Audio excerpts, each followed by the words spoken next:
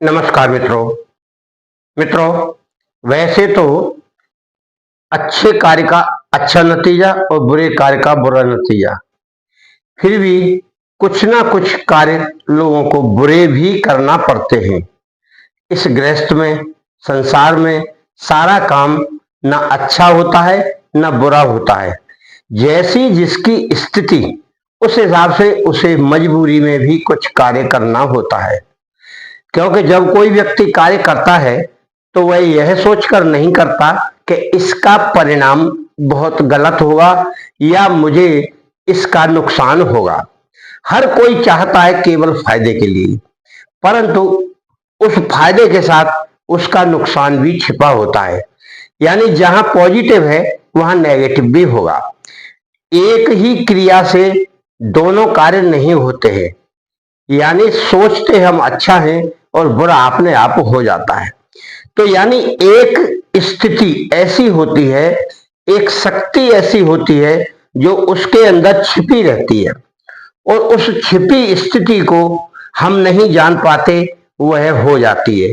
कभी कभी कोई व्यक्ति गलत काम करने जाता है और उसका परिणाम अच्छा भी हो जाता है।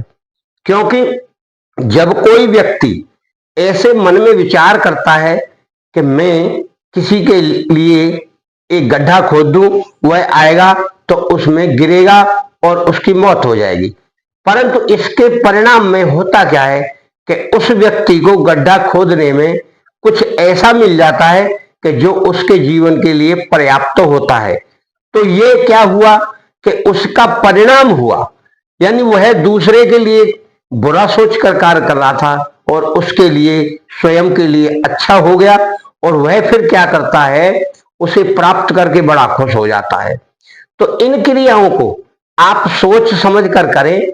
यानी जब किसी के प्रति आपका मन नफरत से भर जाता है या कोई वह व्यक्ति आपके प्रति कुछ ऐसा कर देता है कि जिससे आपको परेशानी हुई, तो यह स्वाभाविक है कि आपका मन भी उसके प्रति दुश्मनी में बदलेगा। या ऐसा समझिए कि आप भी सोचेंगे मैं इससे बदला लूं।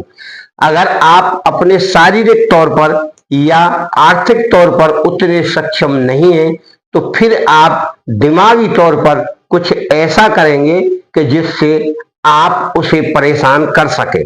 तो इसी परेशानी को बढ़ाने के लिए आप नए नए विचार करते हैं और उन विचारों में एक विचार यह भी है कि आप अपने प्रतिद्वंदी को, यानी अपने दुश्मन को नीचा दिखाने के लिए उसका धंधा, बिजनेस चौपट करने की विचार करने लगते हैं। इसके लिए आप यदि उसका कोई धंधा, बिजनेस चल रहा है तो उसे बंद करने के लिए, बिठाने के लिए, उसके ग्राहकों को छुड़ाने के लिए आप उसका उच्चाटन कर सकते हैं।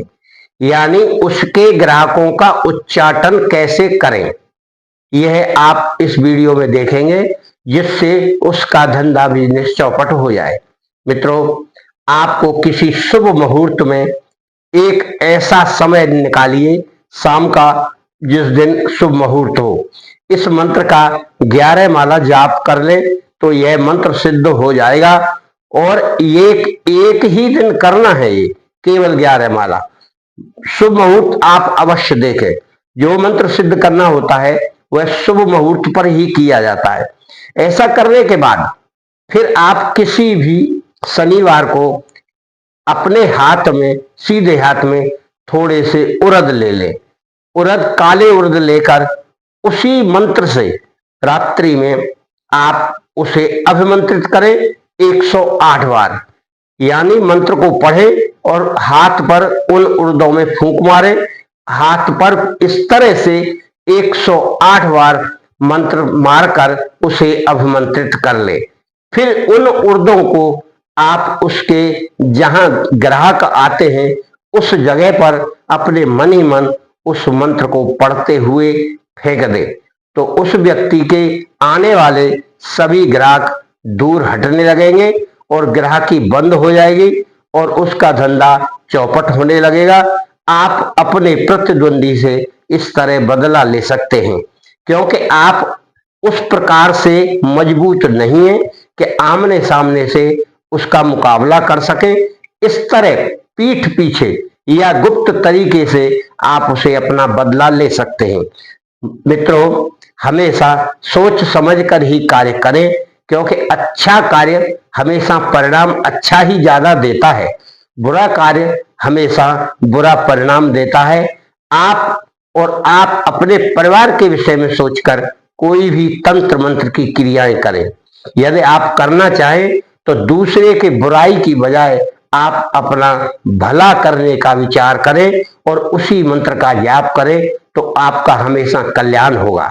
और इसको ग्राहकों का उच्चाटन करने के लिए इसका मंत्र है ये।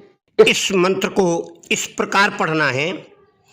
ओम भमर वीर तू चेला मेरा, बांध दुकान कहा कर मेरा, उठे न डंडी बिके न माल, ना भमर वीर सो खेकर जाए। इसी मंत्र का शुभ नक्षत्र में 11 माला से जाप कर सिद्ध कर लें एक दिन। इस मंत्र को आप सिद्ध करके फिर प्रयोग करें तो आपको वह कार्य जो आप सोच रहे हैं दिखाई देगा और सफलता प्राप्त होगी। आपका और आपके घर परिवार का मंगल हो।